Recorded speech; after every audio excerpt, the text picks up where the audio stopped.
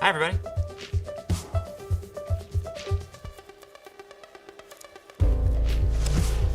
How you doing?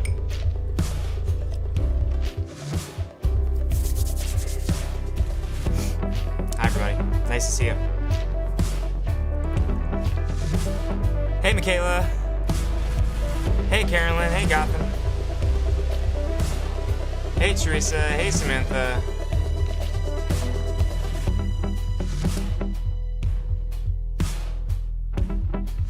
Happy to see you.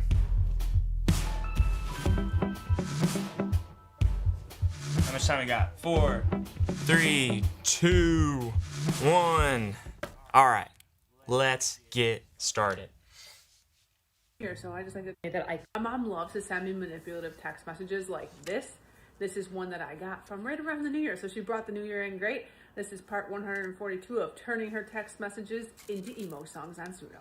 Let's go.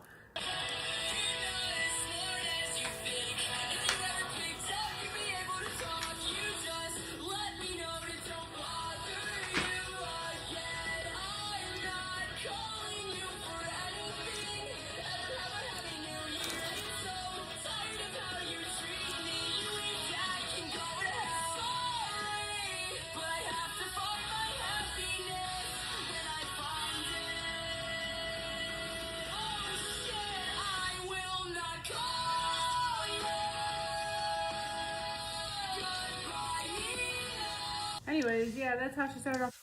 That kills. That is awesome. That I listened to a whole album of that. Hold on, let's do another. This is one that What I wanted to say to you. My mom loves to send me manipulative text messages, and every time I get a really good one, I turn them into songs that I made on Suno. Hold on. Let's read it. Can you see it? Can you see it on there? You might have to zoom up.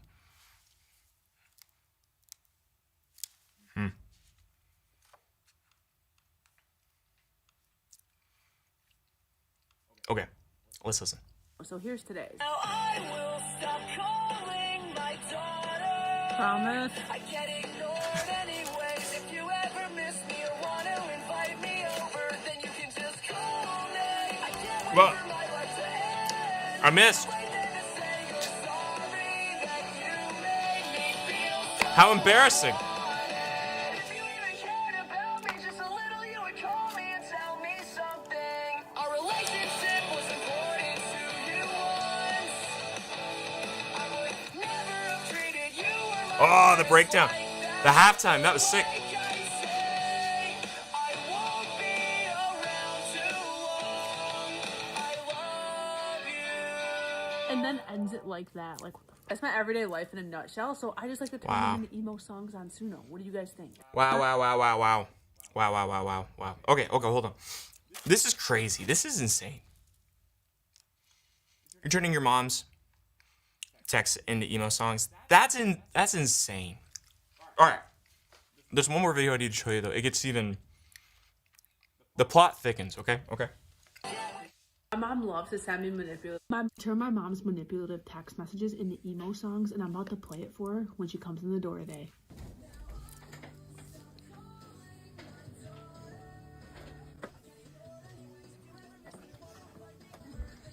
Hey. This is a good song.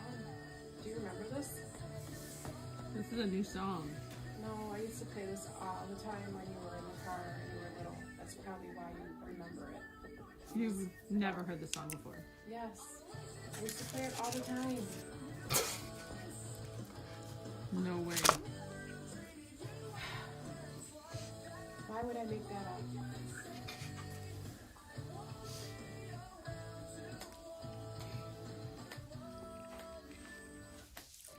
How'd you get the dog up there? Not her trying to gaslight me like she knew the song, and she's only played it because she knew something. But like, Ah! I can't handle it. Ah! Okay.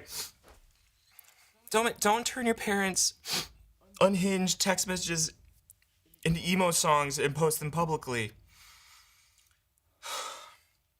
I mean, I'm very entertained, and I'm not saying I'm not enjoying it, but that's wild. It's rude. So like when it comes to like who's more unhinged there? It sounds like mom. Sounds like mom's in a bit of a rough spot, sending pretty aggressive text messages. And man, this whole girl's account is just her humiliating her mom. So it's like, who's in the wrong? Oh, I don't know. I'm not their therapist. I'm just here. I'm just here eating a burger. I'm like the Michael Jackson meme with the popcorn. I'm like, what? What? That's crazy. What do you think? Look at this. I have TikTok up on the channel now. For those of you who've been watching these shows, I've historically struggled with keeping TikTok going. TikTok live, I mean. All right, now we're here. What do you think? It's a little embarrassing. I don't like that she did this to her mom. Her mom is a little crazy, but that's how I feel. I'm like, mom sounds like, well, I don't know. I don't know the context of the relationship. Mom's reacting strongly, let's say that. And speaking from her overwhelm. Sounds like there's a manipulative edge in there. And the counterattack was pretty intense, too. I've not seen you in months. You look so good. Congrats. What changed? I mean, I've been pretty much the same for a few months. What'd I change? Congrats on what? Thanks, pal. Thank you, sir. I appreciate you. Hey, Ethan, I appreciate you. What do you think about ACBC counseling certification? I don't know what that is. All right. New video. Oh.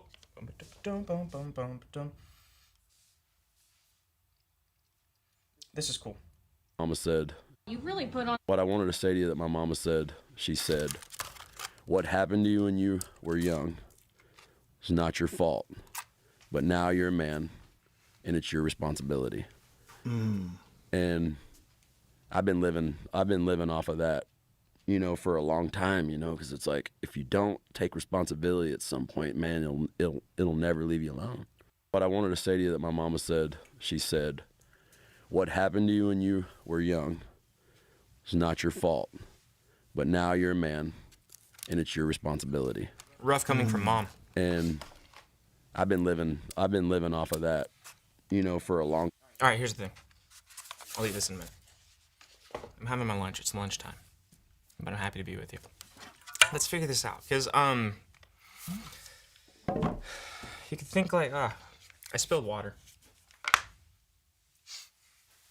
All right, it's your responsibility. You know, it's not your fault it happened, but it is your responsibility to figure it out. I mean, that's kind of a salt in the wound, kick while I'm down kind of vibes, depending on the parent. It sounds like the gentleman in the video has a warm relationship with mom. That was a meaningful statement that really had a positive impact on him. Good. He's not wrong, too. I think he's right. Try to break this down because that is like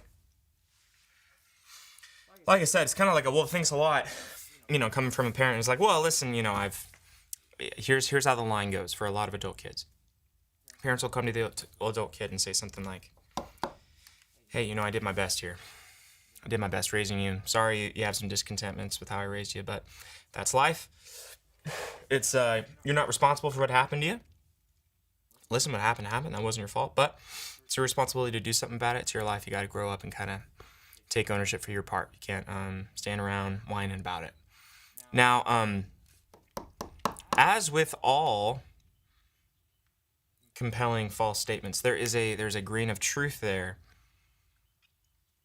that that is actually very compelling and very wise and helpful if we can, I think, reshape it just a tad. I think about it like, let's say that you were given a house. Man, that would be sweet. Does anyone have a friend whose like parents like bought them a house? I had one of those friends in high school, and I was like, what? It's like, yeah, my dad bought me a house so that we'd have an investment. We rent it, and I'm like, gosh. Well, good for you. Most of us can't even be buying houses out here, much less dad buying you a house. Good grief. Okay, so by the way, I'm gonna do some questions in a minute. I'm getting some questions in the chat. The good people on TikTok, like, hey, I have questions. Hey, I have questions. So that's good. Well, let me get to it. I'll do this video. We'll do some Q&A. I'm happy you're here. By the way, I have an event coming up Monday. If you're working through parent-child estrangement, if you have, I don't know, just conflict with the family that just feels overwhelming, you're trying to figure it out, you're a parent or a kid, you should come. Just come to the event. It's on Monday. You can go to estrangement.com/live. Or if you're on Instagram or TikTok, sorry, not TikTok. If you're on Instagram or Facebook, you can just comment the word event. It'll just DM it to you. Man, what a crazy world we live in. All right, back to it. Let's say that your parents bought you or gave you your childhood home. That's pretty sweet. Gave you your childhood home. And you signed the lease. It's yours now. It belongs to you. Now, you find out that downstairs, there's like mold in the basement. And that's an issue because you didn't put the mold there. All right, maybe it was your dad, didn't fix a broken pipe. Maybe he knew about it. It was his responsibility to know about it because it was spreading mold throughout your home. And you had to grow up breathing in that mold, maybe for most of your childhood life. And now you're living in there. Let's say you even have a family. Your family's living in this house and there's mold in the basement. You didn't put it there. But it's your job to clean it up. Not fair. Correct. Not fair. But if you were to go to your parent and be like, hey, you got to clean up the mold because it's like, hey, you didn't fix the broken pipe. Now there's mold in this house. You got to clean it up. I didn't do that. That wasn't my fault. I was just a kid when that pipe burst. So I shouldn't be the one who has to go down there and pay for the bill to fix this. But then at the end of the day, if you go to the police and you try to enforce, that conviction of yours, what are the policemen going to tell you? Yeah, they're going to tell you it's your house. Because you signed the deed. It's your name on the deed. So you're the one who has to go in and clean up the mold, even though it's not fair. Now you could say, I'm not going to clean it up. Forget that. I didn't put it there. It's not my job to clean it up. But you're the only one who suffers by that mold not getting cleaned up because those spores are going to spread through the whole house. And it's not just going to affect you. It's going to affect your family, everyone else living there. Everyone who comes over to your house is going to be affected by this mold. And so you're really the only one who suffers by not cleaning it up. Dad's over here, living in his own house. And he's not affected by it. So by you being over here and just being like, hey, it's not fair that all these terrible things happen to me. Why should I have to, XYZ? Well, you're the only one who suffers. So there is a grain of truth here where it's like, okay, well, what happened to you is not your fault. And it's your job to clean this mess up. And it is unfair until you back up a little bit and you realize, you know what? I've probably had some negative impact on other people in my life too. There's been times when I've been dysregulated. There's been times when I haven't been fully within my values, acting with a full night's rest. And some other people have had to clean up some of my mess or clean up a mess that I made in their life. And you realize that's kind of just part of the human experience, is that you inherit stuff that you didn't pick. You were born into a family you couldn't select. You have burdens that you didn't choose to load into your pack. But you do choose which burdens you carry with you. And you do get to pick which ones you continue to pass on consensually. As you learn about them, you figure them out and you learn how to drop them. Or heal them is the better word. Heal them. So there is freedom. There's freedom in that. There's freedom in turning your attention from the hurt and bitterness of the past and turning the attention onto, okay, what does that mean about me now? What does it mean about this world that I'm in? How does that inform how I engage? Some of that engagement might need to be going back and reprocessing some of what happened in the past. Not just ruminating on it, talking about it, yapping about it, but like healing it. And then some of it's going to inform how you trust other people, how you trust your family members, who you invite over to the house. Dad, I don't know. I don't know if I want you out here. You're throwing mold places. Okay, good, fine. That's how I'd engage that. What do you think? I just can't draw the line. What do you mean, Sam? Yeah. Future cake. It's like, literally, your trauma is not your fault, but your healing is your responsibility, or else. It's true. It's like the healing is, it's kind of like you inherited all this stuff in your human experience, and what are you going to leave behind?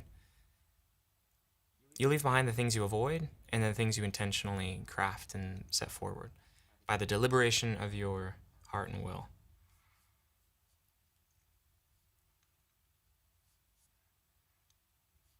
Here, Sam, expand in the chat. I'll tell you more. Yeah, I can't seem to not feel angry underneath for my father.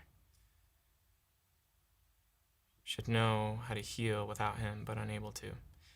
Well, Laura, I think that one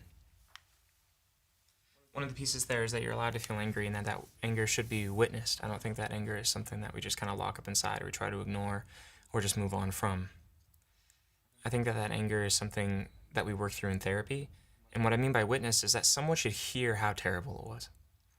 Not everybody, maybe. You don't need to go spread it around town. You don't need to make an account making fun of your mom with emo songs.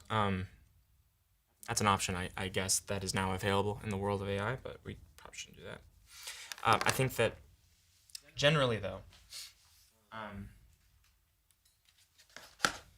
you need to go to therapy. You need to have maybe a close friend, maybe a mentor, someone you trust, and you share with them what it was like, not just what happened, not just the police report. My mom was rude, she was mean, she was critical, she never accepted me for this or that. That's fine. That's like good context, but that's actually not the meat of it. The meat of it is, what was it like to grow up and not have anyone who felt safe, that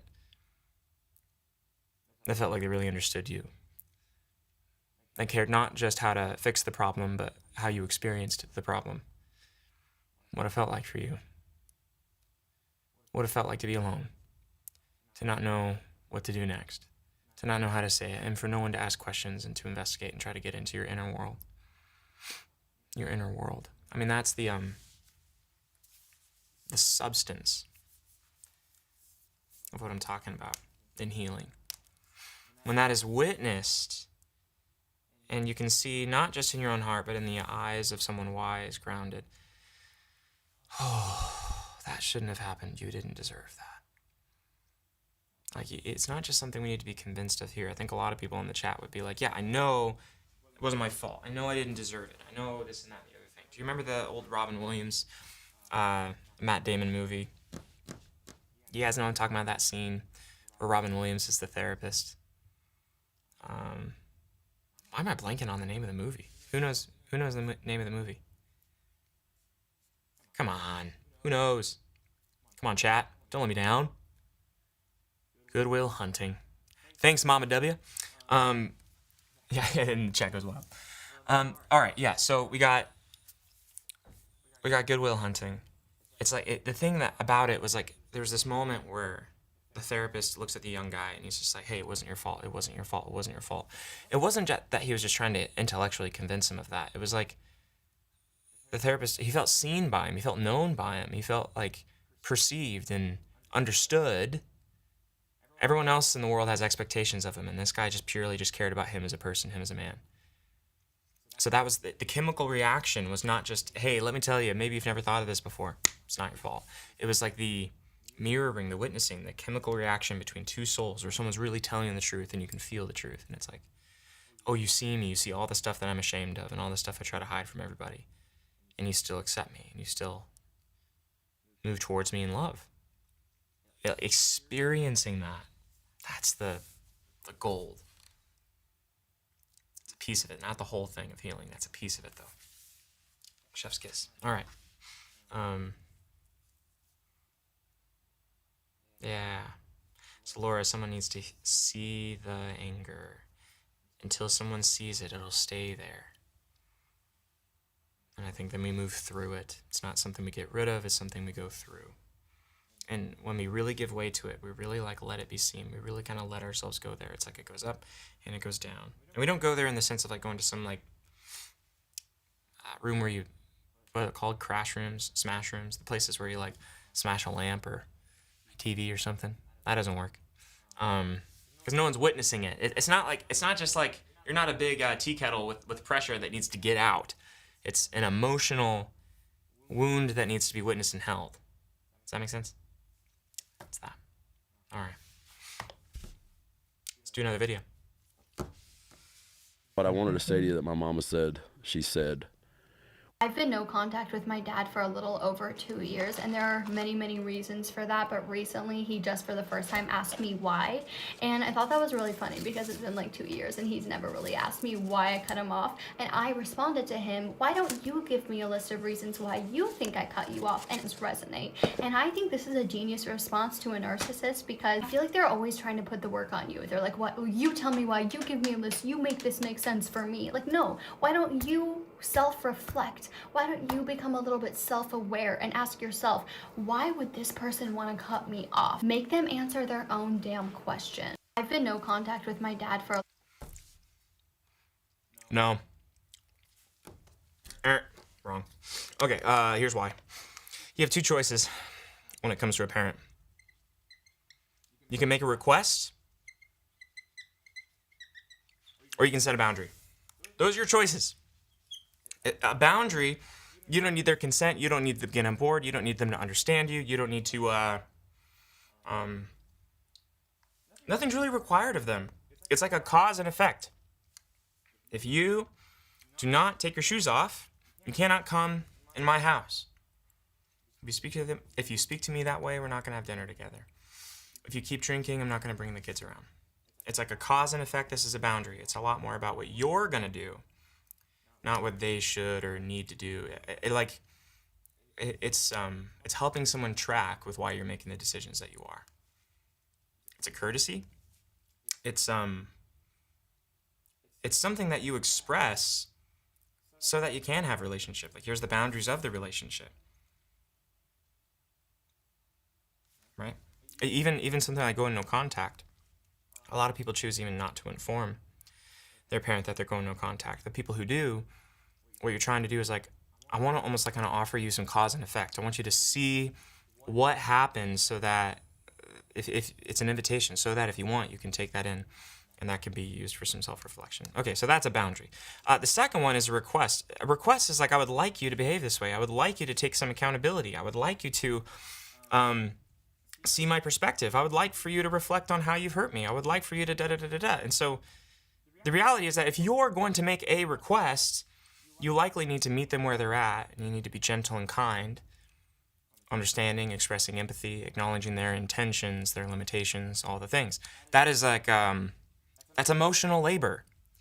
And it's not fair. I think that's what every adult kid says, and they're correct. It's like, well, hold on. I get traumatized, and I get hurt, and I get, gaslit, whatever. And then now I have to hold your hand and help you, understand how you hurt me and give you a class on emotional maturity. Not fair. And what I say is correct. Correct. It's not fair. And the illusion that you can speak harshly and someone should respond to your requests is not reality.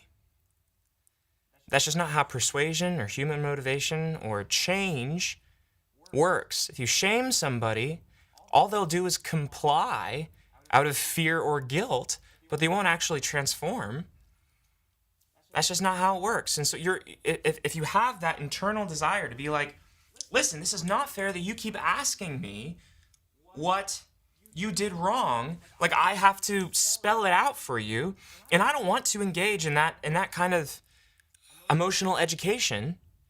I think that you don't have an obligation to, if you're not wanting to repair the relationship. If you're just wanting to stay boundaried or stay far away or stay estranged, like, that's your prerogative. It would be wise for you to set a boundary, not to try to be clever and give a really vague question that beckons them to rise to a level of emotional maturity that apparently they don't have, or awareness they don't have, to play your psychological game. Like,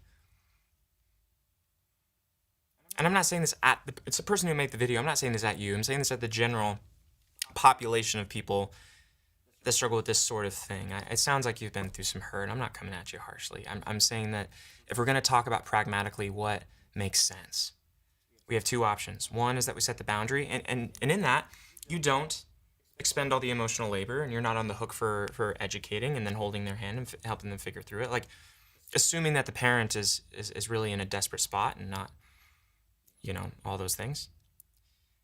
You don't. You can hold your boundary. But if you're going to then move over into, well, I would like you to understand how it hurt me, and I would like you to understand how this affected me, and I would like you to understand and maybe grow and repair or make improvements, you got to be kind. You can't do this from your hurt. You got to do this from a place of peace, groundedness, from the grown-up in you, not from the inner child.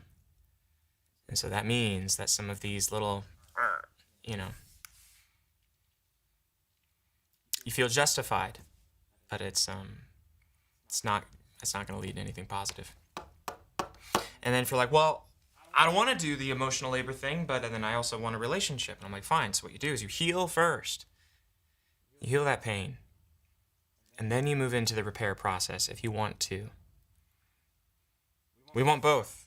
We want boundaries and we want them to change. We don't want to have emotional labor, but we want acknowledgement. It's not fair. In my mind, the two choices that keep you healthy, keep you grounded, that are respectful towards your parents, is you set a boundary, and then you don't engage in all of the little whatevers, or you make a request that's from the grown-up in you. I say that with a heavy heart, because I know it's not easy. I'm sorry. Let's look at the chat. What do you think?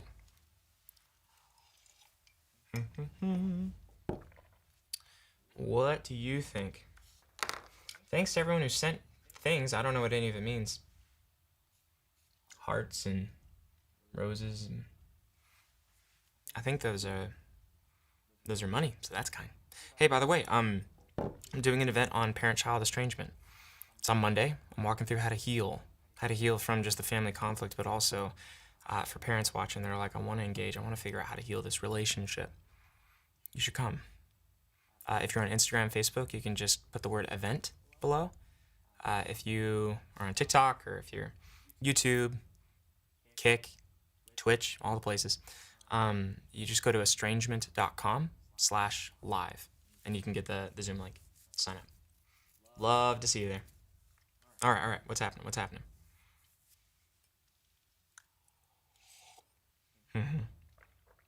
I've learned to accept the limited relationships with those who are never going to see the wrong. Yeah, well, and I think that's the mature thing to do. I think the two mature options are to just accept things the way they are, to consent to being in the relationship with the presence of the bad behavior. If you consent to that knowingly, and that's something you want to do, that's fine, that's good. The other option is to get distance and say, no, I don't really want to engage in the behavior with the presence of that thing. Or you can send invitations for change, but from a place of graciousness. How do you even start the conversation? Come to my live on Monday. I'll talk about it. Monday, go to estrangement.com/live. I'm doing a live event 2 different times during the day. Come to my Zoom event. I'll walk you through it.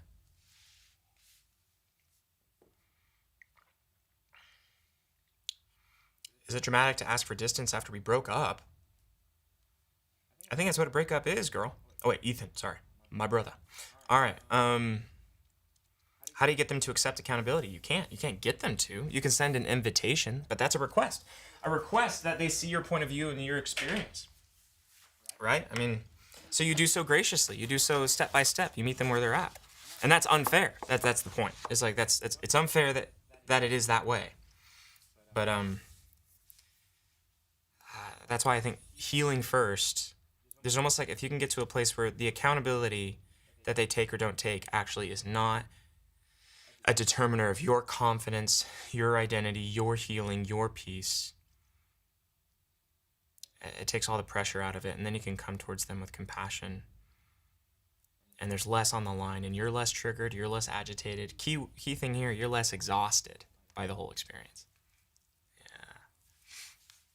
Yeah.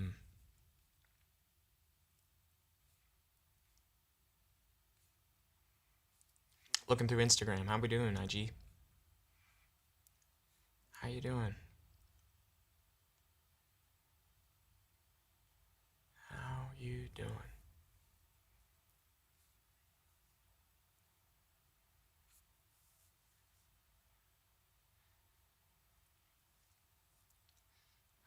Christopher asks on IG. Here, let's see if I can go to IG. Whoa, it's a little bit wonky. Hold on. I feel like this happens every time.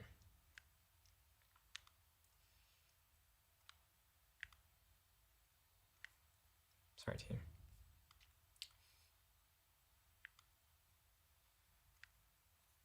There we go, there we go, there we go. Not so bad. All right. IG, what's happening? How are you? That's good. I need a little bit more room. Oh, Britt, you're struggling. I'm sorry. All right. Thank you for all your content. Yeah, you're welcome, Christopher. You had a question, though. How do I set a boundary with an old narcissistic friend who is trying to rekindle the friendship? I've agreed to coffee today, but I still don't feel like I shouldn't re-engage in a full friendship. I mean, the question is someone willing to have a partial relationship with you? Or are they going to demand all or nothing? I mean, that's kind of the determiner. Like, and what I mean by that is, are they going to be intrusive, push past the boundaries and the social cues you're setting? If so, then probably not. Probably not. It's probably not going to be a relationship that's going to add to your life. If they can take some of those cues and respect some of those boundaries without being intrusive, then there might be a marginal, every once in a while when I run into a kind of relationship.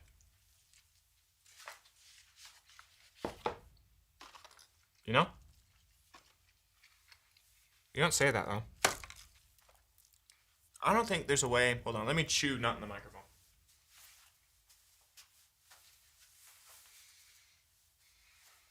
I don't think there's a way of saying, I don't like you very much, but I'm willing to tolerate you partially if you chill. You gotta kind of have a cover story that allows them to save face. It's a social etiquette, politeness thing. People have different opinions on that. Low context, American, highly individualistic folks are going to say, nope, I shoot him straight. I say exactly what I'm thinking, no polish. And I just say, you know what? I think you're kind of a piece of work, but I'm willing to tolerate you because sometimes you're nice to hang out with. I mostly feel guilty.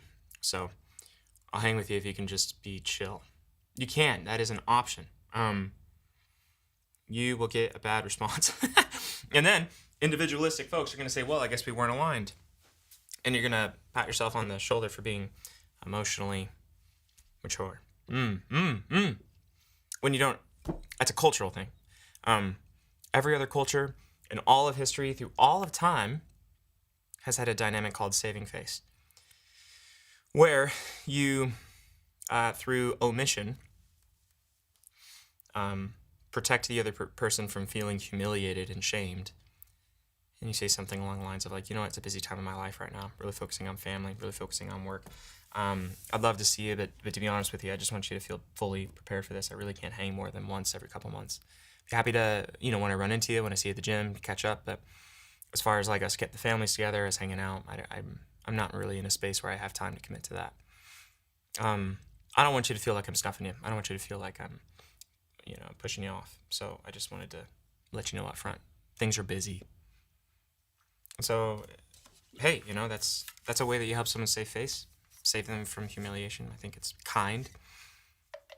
Some people think that that's a bit too, your positioning,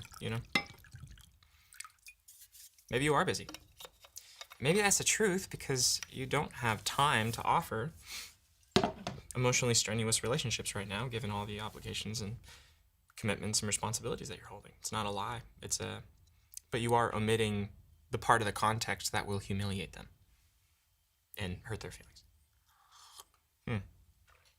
Kindness.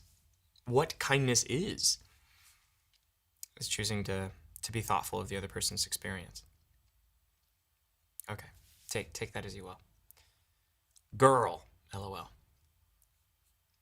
I don't know what that's in reference to. Hey, I'm doing an event Monday. If you're working through parent-child estrangement, you're trying to figure out what to do with your parents or your kid, your adult kid cut you off, you haven't spoken in a while, come to my event. If you're on Instagram and Facebook, just comment the word event. If you're on TikTok, YouTube, everywhere else, go to estrangement.com/live. Would love to see you there.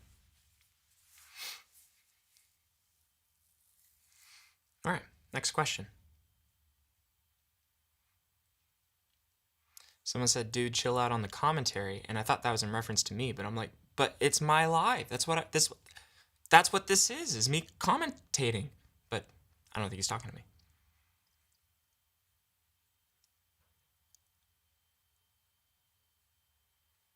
And I don't think it's wrong to have commentary in the comments. That's what comments are. Comments are commentary.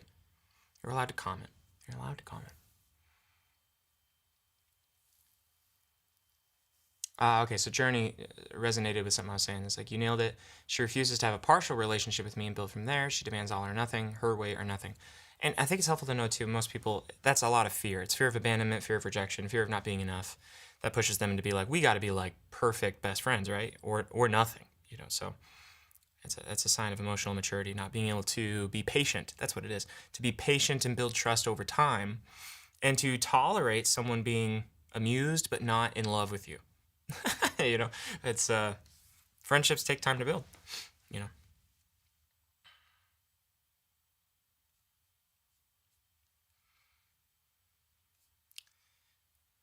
All right. Looking through things here. One sec. I'll give you some background music as I read comments. Hey.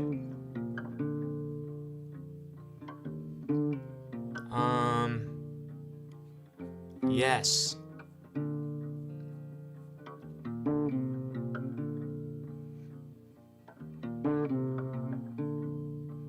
Yeah, honest and direct. Fair. Yeah, those are the two ways to approach it.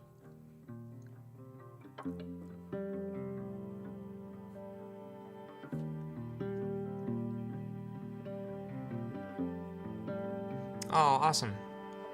Hey, I'm excited for you. Hey, I really wish you well. Way to take that step and jump in. Hey, I'm excited. I'm excited that you're coming to the event Monday. If you're on Instagram, type the word event. I'll send you the Zoom link.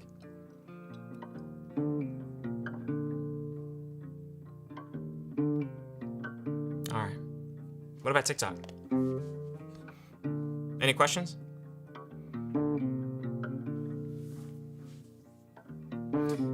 I think,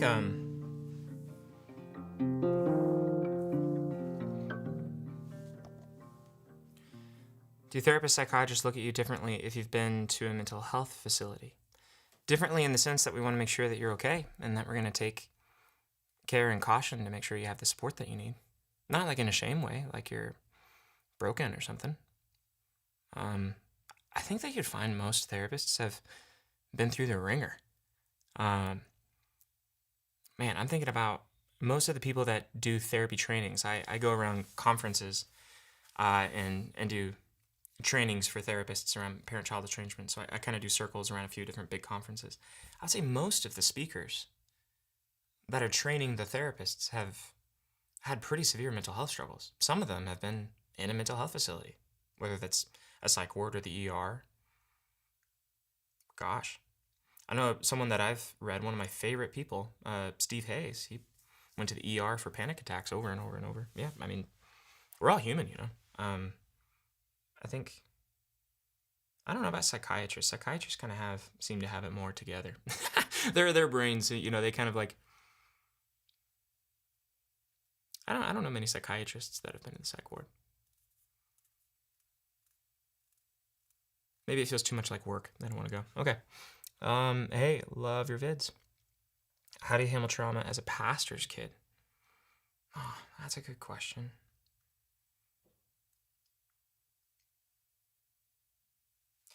I don't think this is just a struggle for pastors' kids. I think it's a struggle for most people who just grow up religious. It is a struggle for pastors' kids. I'm just saying that we can widen the spectrum here. Is that it's going to be really difficult to separate your parent wounding, your wounding from your mom and dad, and your experience of God. It's so natural to relate to God the way you relate to your mom and dad. So if your mom was withholding and critical and cold, it's very easy to experience God as withholding, critical, and cold. If your dad had a lot of standards, was angry, was punitive, It's very easy to experience God as angry and punitive. And I think the differentiation between my parents, which is like the archetypal neurological like authority figure, it's all of our mapping around authority and power is centered around our parents first and foremost. And so it's so easy to to mix the two. And it's like, oh, I feel like God doesn't love me. I feel like God doesn't this, or I feel like God doesn't that. And it's like, well, maybe, and maybe your parents had a lot to do with that. So when you can differentiate the two, then you can, I think the path is healing specifically your stuff with dad, and then healing specifically your stuff with mom, healing specifically your doubts, inner conflicts, struggles with God, which is so hard because it's like, gosh, like I don't want to go to hell. I don't want to commit heresy. I don't want to be exiled from the church. And it's like, okay, and you got to come to God in spirit and in truth. And if there's a part of you that's really struggling and doesn't have the answer to key questions, I think God's big enough to hold it with you and to go on the journey with you. I see that in Jesus. I see like people coming to Jesus with all sorts of questions. Jesus cared way more about the heart underneath the question than the question itself. You have the Samaritan woman who's like, hey, do we worship God on the hill? Do we worship God in the temple? And Jesus is like, spirit and truth. Spirit and truth, girl. I just want you. And then I think the closer we get to him, all the theological stuff, the church stuff, figures its way out in time. All right. That's that. I could talk about that for 4 hours, but yeah, hey, same here. Yeah. Struggling going back and forth because of past trauma that I don't want to heal from. I'm sorry. What's the best way to find a therapist that also believes in the spiritual or the woo ways? The woo ways? What's the woo ways? The woo woo ways. It depends what form of woo woo. Man, if you want like spiritual, kind of more general, like folks who like kind of do stuff with like energy work, past lives, spirituality, maybe like a mixture with like psychedelics. Like, man, there's lots of little like camps and circles that play in those waters. I don't know. I'm not the best guy to ask, to be honest. I think that you can ask the therapist directly. What I would do is I'll go on Psychology Today or therapist.com. And when you're kind of going through the different therapists that maybe look like a good fit, you can just send them an email and ask a lot of questions. Like, I don't think people realize you can do that. Hey, what are your spiritual beliefs? What are your religious beliefs? This is kind of where I'm sitting. Is that a place where we're aligned, or do you hold something different there? You're allowed to ask those questions.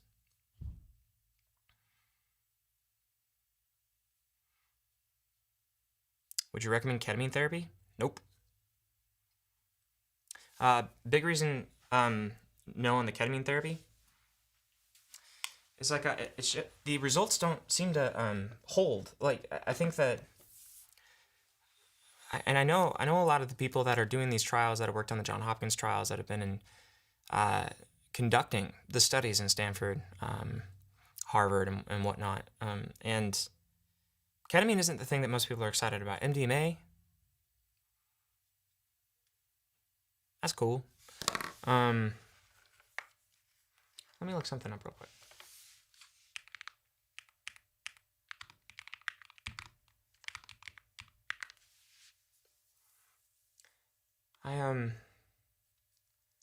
Yeah, it was MDMA and psilocybin. Yep, those were the two that I think have the most potential for trauma.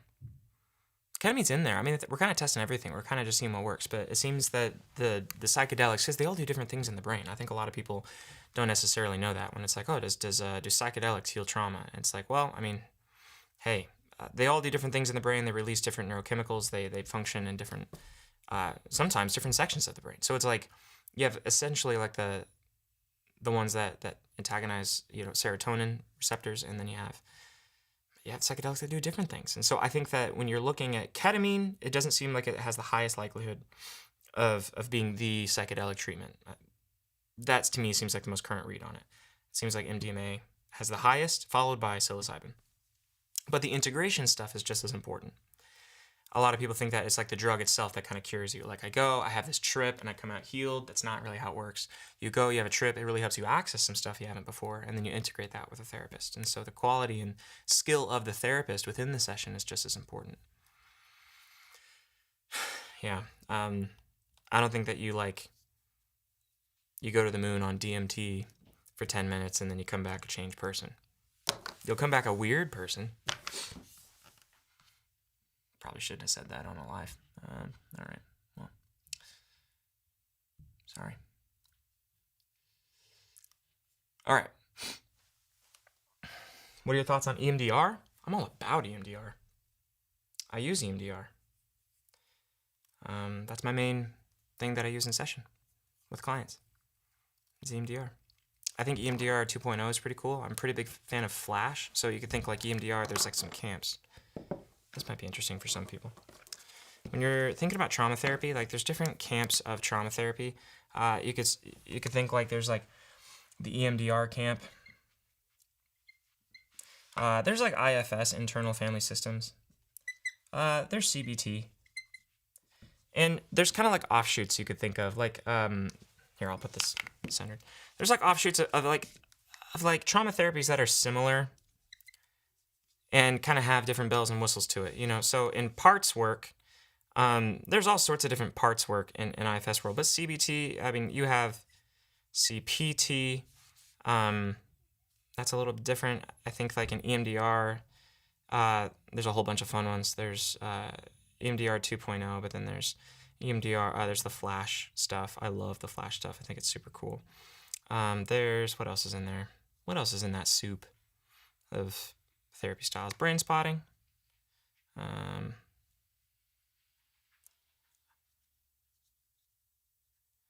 But yeah, in CBT, or trauma CBT, trauma focused CBT, and you can't see it. And CPT are really cool.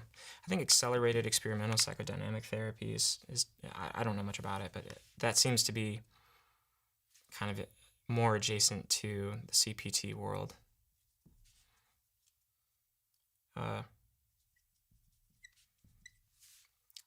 probably gonna get crapped on for associating it with CBT, but whatever.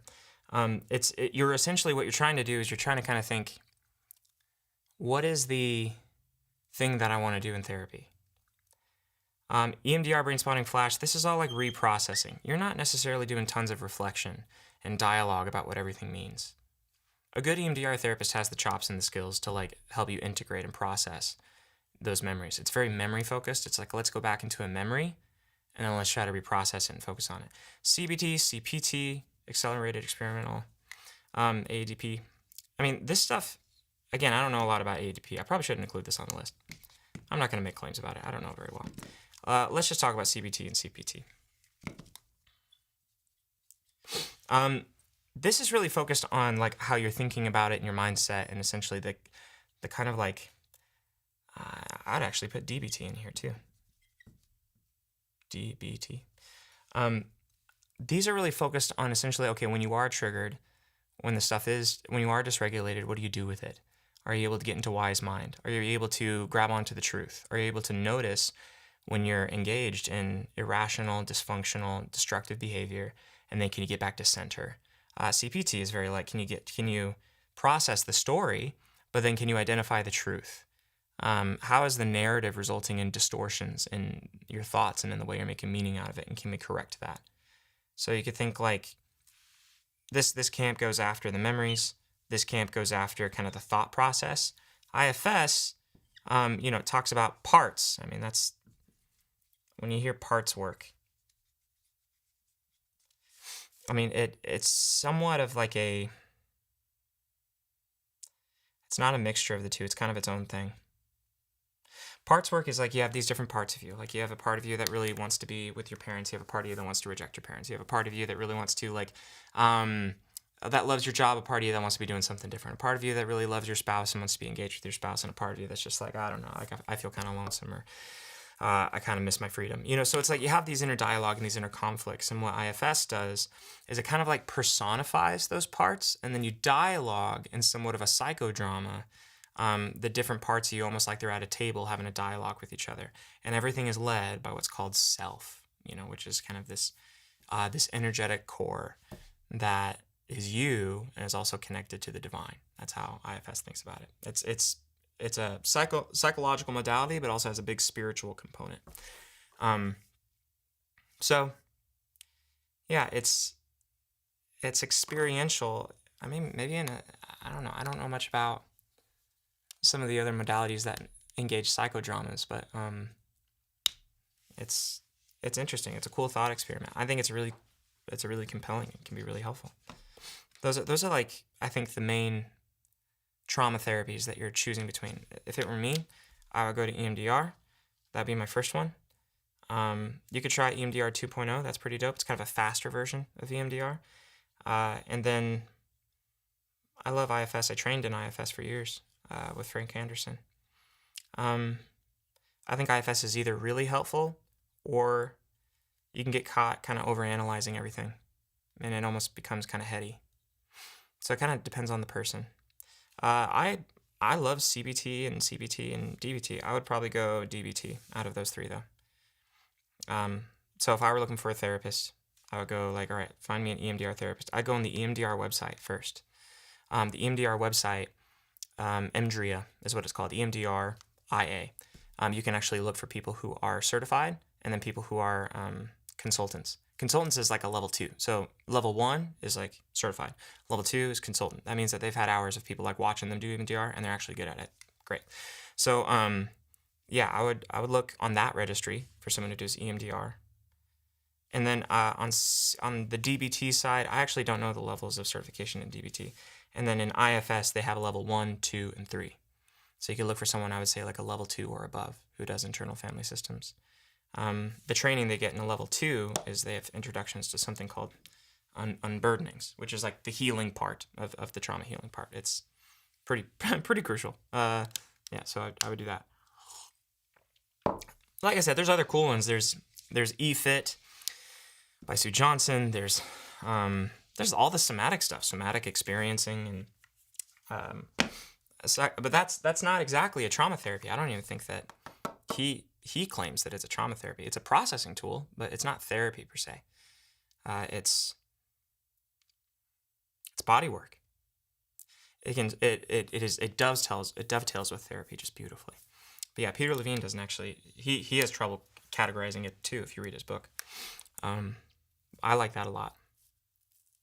If I were trying to work through complex trauma stuff with my parents, I think IFS would be pretty powerful.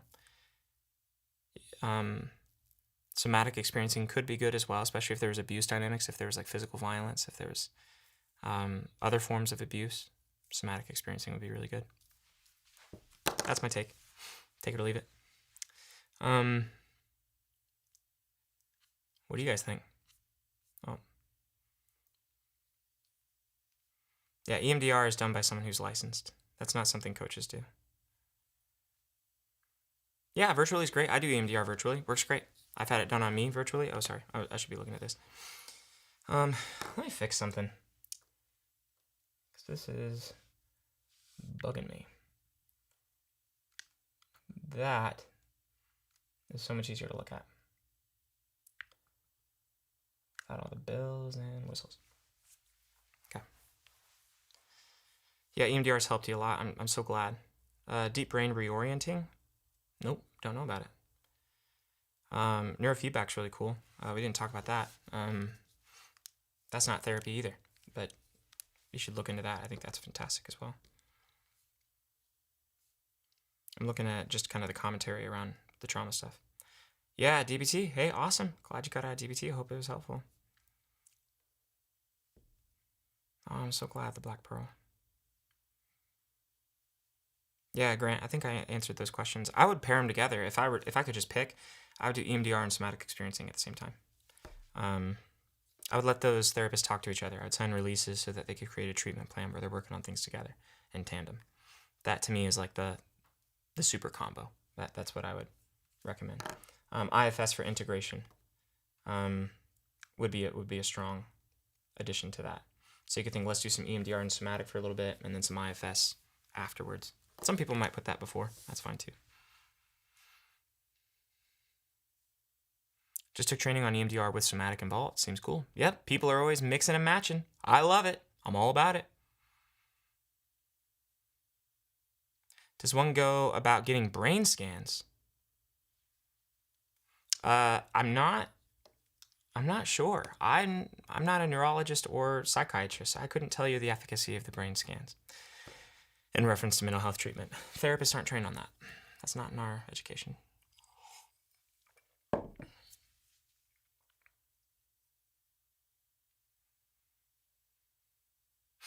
Yeah, EMDR with parts. Yeah, the parts show up. I mean, it's not like all these things need to be totally blocked off from each other. That people mix and match, certainly. But if we're talking about the function of each one, I think that they all kind of attend to different sorts of things. Do you believe in behavioral medication? Which ones? I don't know an ET.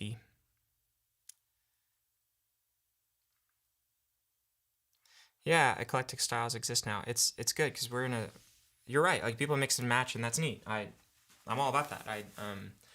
I as long as it's helpful, as long as it doesn't make it worse. There's a few like staples, a few pillars that need to be kind of kept in place, in order for it to be helpful and not make things worse. That's a conversation for another time, though. Hey, that's kind, Caster. Thank you. Here, let's go over to Instagram. Hi, IG. What are you up to?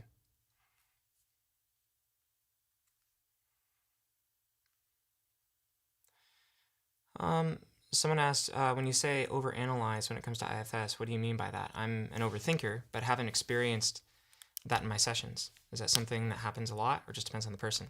I mean, my hope is that you have a really skilled IFS clinician that doesn't let your managers take over and overanalyze everything.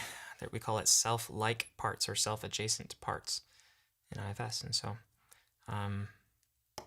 yeah, there's parts of you that just kind of want to put everything in their camp and understand and figure everything out, and that's actually not what heals trauma is, having it all figured out. So there's making meaning of things, but that often happens post-healing. You don't figure your way out to healing. There's a experiential connection. You know, you go into the realm of feeling, of memory, of experience for healing.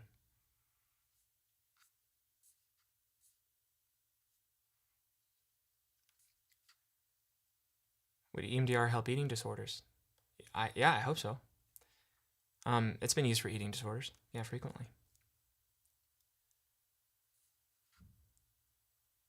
Bring back lobotomy. You know the guy who came up with the lobotomy won the Nobel Peace Prize? Isn't that insane? Pretty cool.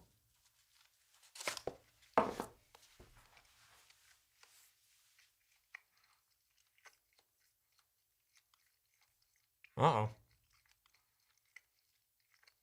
Here, 1 second. Sorry for the chewing noises. Here, let me put music on.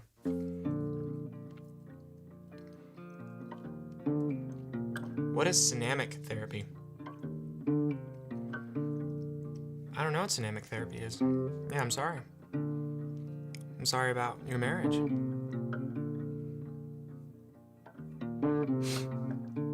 Future therapist here. Do you have an education series? I do workshops through PESI, through the Oxford Trauma Conference, Transform Trauma Conference. So I do therapy trainings through those two conferences. There's some online stuff that you can see of mine. Yeah, so that's where I'd look. Art is like EMDR, but for kids. Super helpful. I've heard of art. I like it. I think it makes some improvements. It's also kind of in the EMDR camp. I don't know much about it, but I'm down. It looks like it's got some good ideas in there. Rebirth breathwork? I don't know, man. There's an echo. The sound disappeared. lost audio. Did it come back? I was scrolling up. Hello. Semantic therapy. I also don't know what that is. All right. Let's watch one more video and then we'll call it today.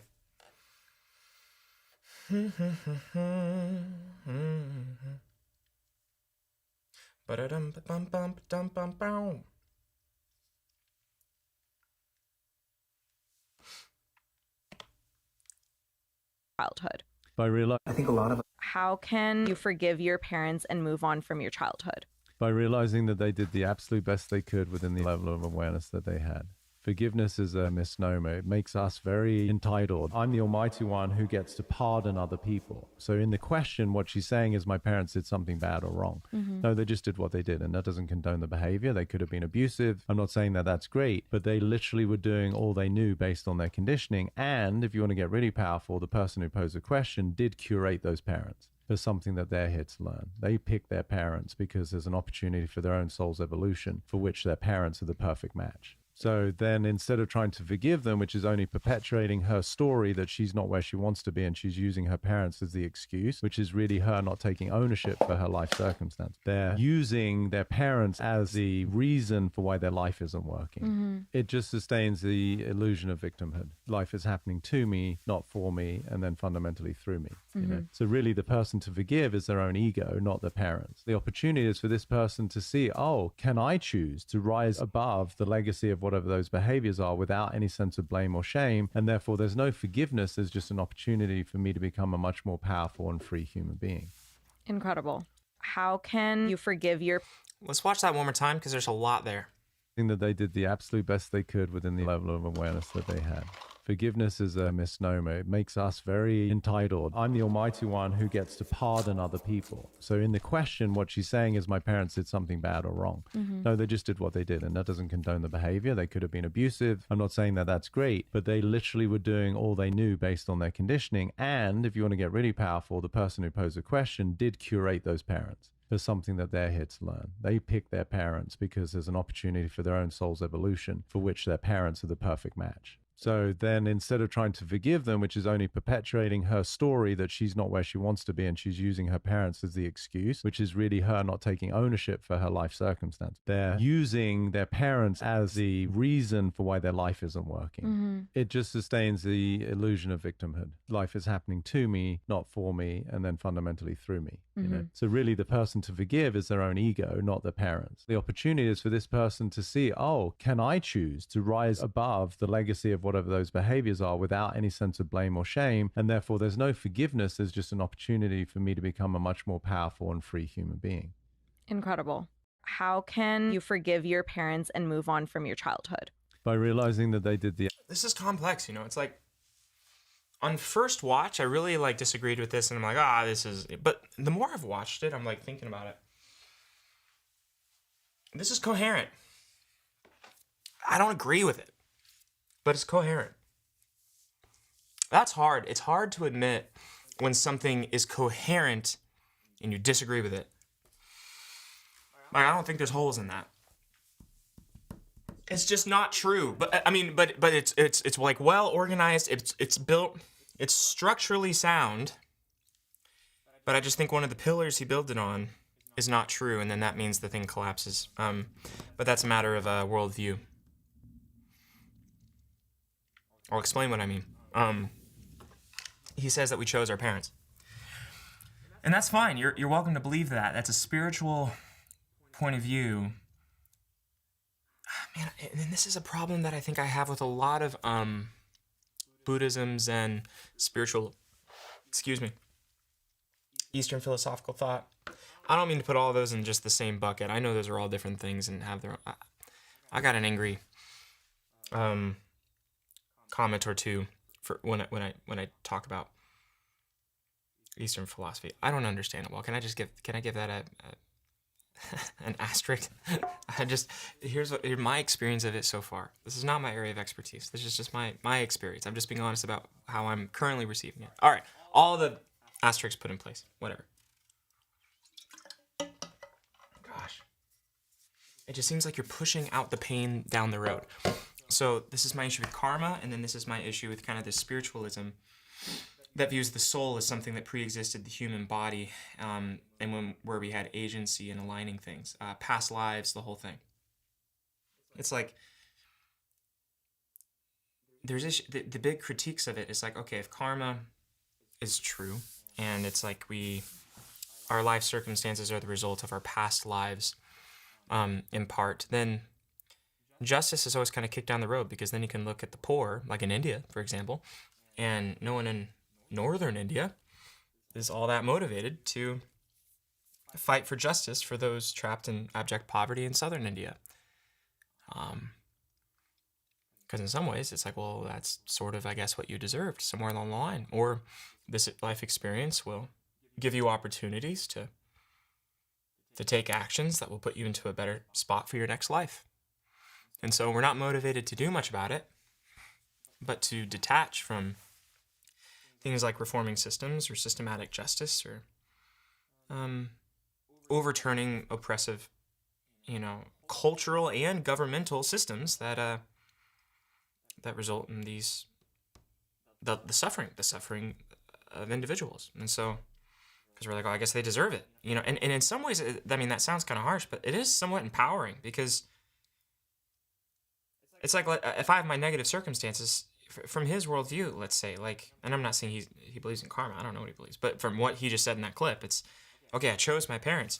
There's something empowering about that, of being like, okay, I chose these parents who I'm having so much, trouble with, and I guess there's something for me to learn here. That's probably going to lead to adaptive behavior, in the sense that you might be more understanding, you might be able to detach from it and make it less personal. You're going to feel empowered to be in the present moment instead of kind of get lost in your own narratives about how unjust the whole thing is. But because it's the same kind of thing. It's like, well, we wouldn't use the word like you deserve this, but this is somewhat of my own making, and oh gosh, hold on. We got someone in the chat that I need to kick out.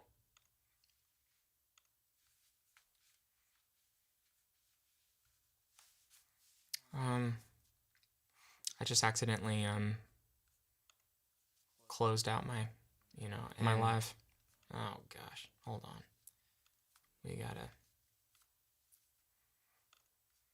That's a shame. Here.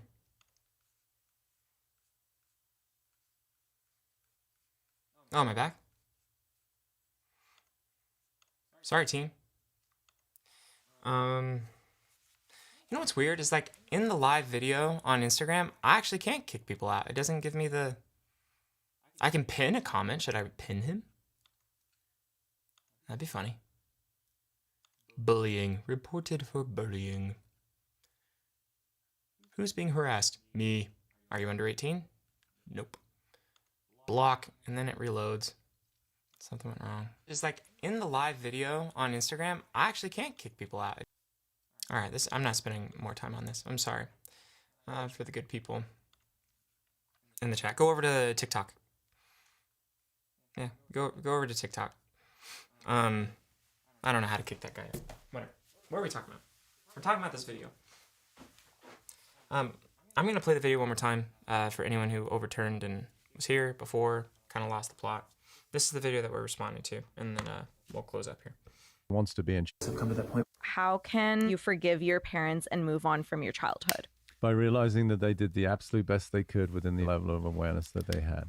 Forgiveness is a misnomer. It makes us very entitled. I'm the Almighty One who gets to pardon other people. So in the question, what she's saying is my parents did something bad or wrong. Mm-hmm. No, they just did what they did, and that doesn't condone the behavior. They could have been abusive. I'm not saying that that's great, but they literally were doing all they knew based on their conditioning. And if you want to get really powerful, the person who posed the question did curate those parents. There's something that they're here to learn. They pick their parents because there's an opportunity for their own soul's evolution for which their parents are the perfect match. So then instead of trying to forgive them, which is only perpetuating her story that she's not where she wants to be and she's using her parents as the excuse, which is really her not taking ownership for her life circumstance. They're using their parents as the reason for why their life isn't working. Mm-hmm. It just sustains.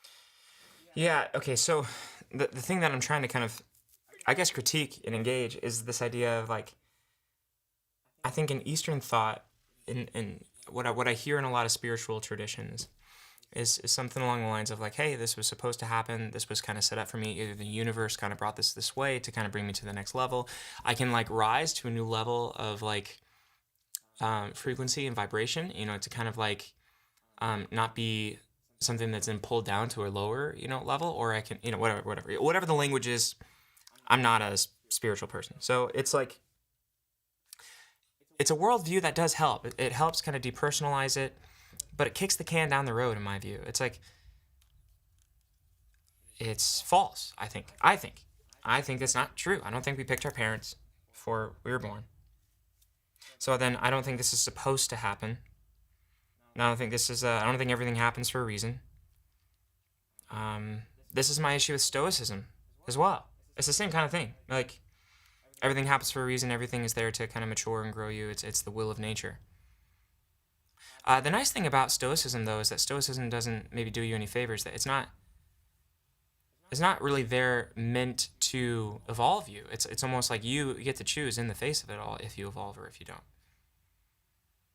Nature's just nature. But the mature, good man or woman in the face of it, Marcus Aurelius says, is like someone who takes the moment and the pain and then grows with it and takes it in as nourishment as if it was for his or her good.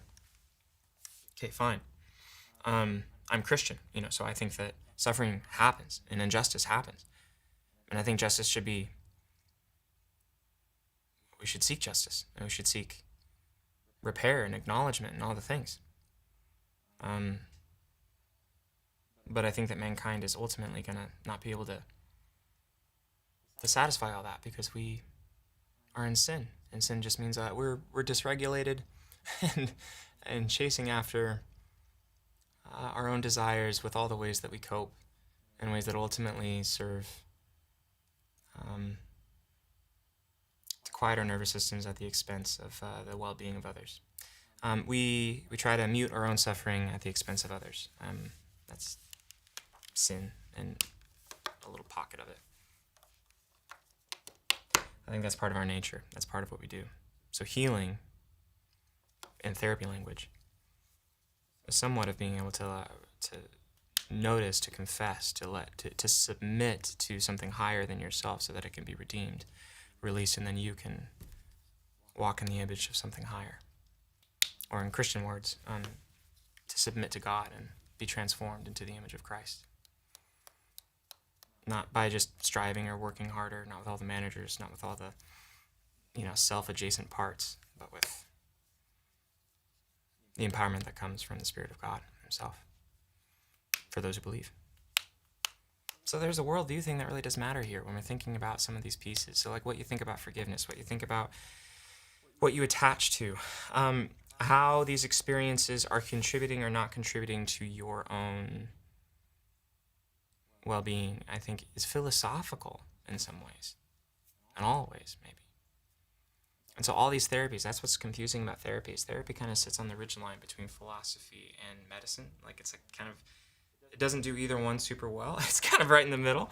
And so depending on where someone sits philosophically, religiously, whatever, you're going to frame things in different ways. Within that worldview, though, I think that's consistent and that checks out. I just think it kicks the can down the road, and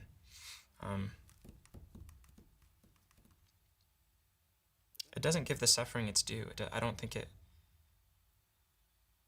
respects the reality that sometimes suffering just happens, and it shouldn't have happened in the sense that it's unjust. And I'm not saying that means that I need to sit down and be a victim to it and just roll over. But the response in my mind is like, acknowledge the evil for what it is,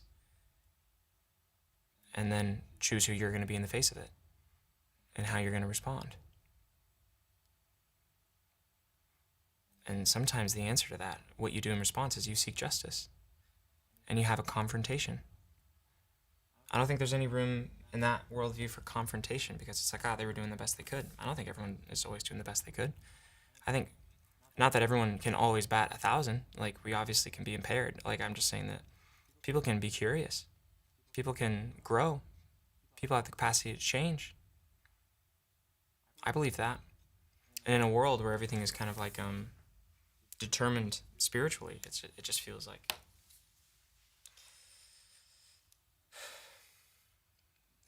in my mind it's just too simple. I don't know. What do you think? I've been rambling for a little bit. Sometimes I don't know how to talk about the religious stuff in a public forum like this. I don't want to go too hard, just because I know not everyone's religious. But then I feel like I'm not fully explaining myself, and I feel like I don't want to water stuff down or make it confusing. Does that make sense?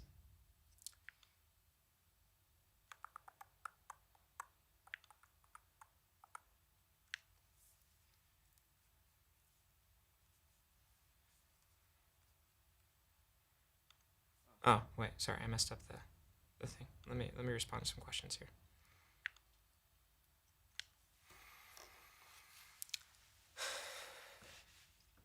Fair enough. I think you addressed it well. Well, that's kind.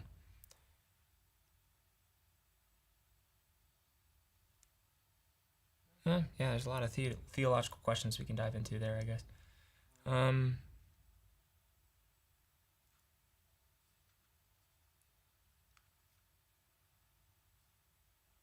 Yeah, well said, Will Wrong.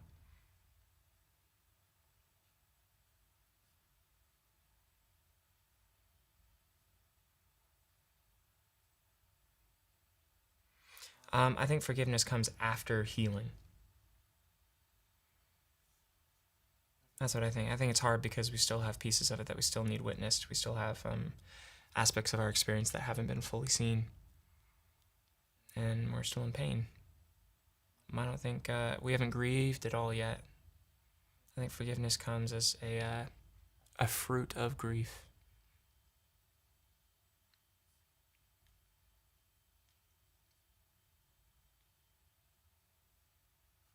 Never heard sin expressed like that. Yeah, sometimes saying things in therapy talk is is helpful.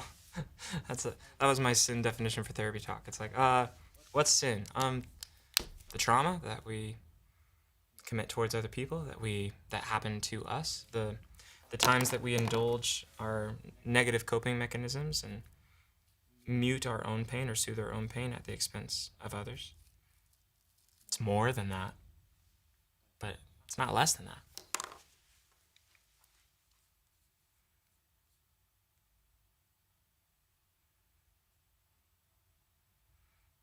That's an interesting thought, Desiree Bebe.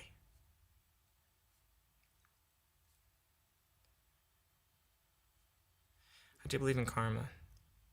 I just think in some way we all pay for our bad choices in some way. I mean, I think we do pay for it also. I think there's accountability in the end. But I think that accountability is before God, not within a perpetual kind of like a credit system where everything kind of gets pushed into the future.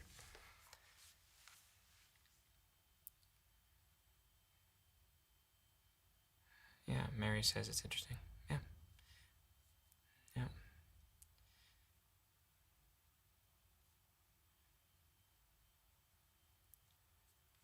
When you talk about God, you are a spiritual person. I don't know. I identify as a religious person. That's my thought.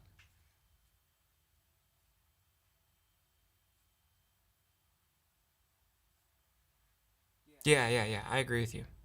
I genuinely believe that people can choose. Not everyone is doing their best at each moment. That's okay. Yeah, I agree. I'm kind of surprised at how controversial of a thought that is. You know, like people don't agree with that all the time. At least in therapy types. The therapist types don't. Hey, let me say this and then I gotta run. I have an event on Monday for parent-child estrangement. If you're working through family conflict, you should come. If you're on Instagram, Facebook, you can type the words event. That'll send you the DM. It'll go right to your inbox. You can just go to estrangement.com/live, though. If you're on TikTok, YouTube, Twitch, Kick, you can get it there. So, please come. Please come. Oh, gosh. Sorry to everyone on Instagram that's dealing with the bots. I'm going to end this because the bots found us and I don't know how to kick them out. Type the word event. I'll hang out for just a minute so that you guys can get the DMs if you need. For all the vulgar bots on Instagram.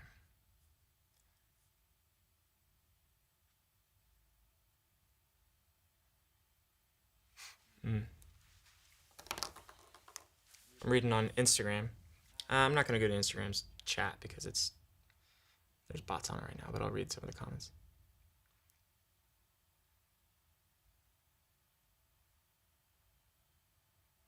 I would love to see a live conversation between you and Peter Crone. I mean, he's really smart. Like, I just don't and I don't know his worldview enough, I think, to substantively critique it. I can just respond to that clip, but I'm sure if we got in a conversation, yeah, like I said, I think that it's a coherent worldview. It's just a worldview I don't align with.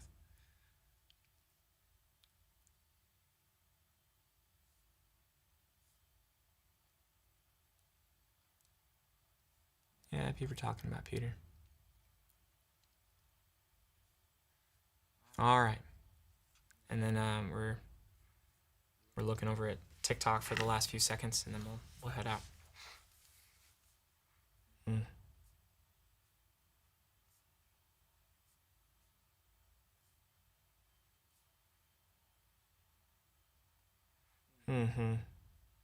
Yeah, well said.